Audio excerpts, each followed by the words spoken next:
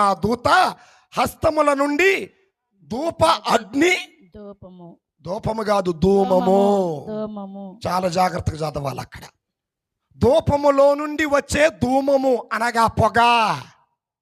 ఇందాక పీఠానికి మరి గురువులు ధూపం వేస్తూ ఉంటారు. ధూపములో ఏమొస్తుంది? ధూమము. ధూమం అంటే ధూమం అంటే మీరు చూడట్లేదు రోజు ధూమపానం ఆరోగ్యానికి. సీరియల్ చూస్తారు ఇట్టాటి ఎందుకు చూస్తారమ్మా మీరు?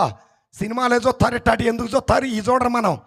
సో కాబట్టి చూడండి, అక్కడ దేవదూత హస్తముల నుండి ధూపాగ్ని ధూమము పునీతుల ప్రార్థనలతో పైకి, దేవదూత వేసినటువంటి ధూపము నుండి వచ్చే ఆ ధూమము ఎలాగైతే పైకి ఎగిసిందో పునీతుల ప్రార్థన కూడా అలా పైకి దేవుని సన్నిధికి ఎగుస్తుందంట.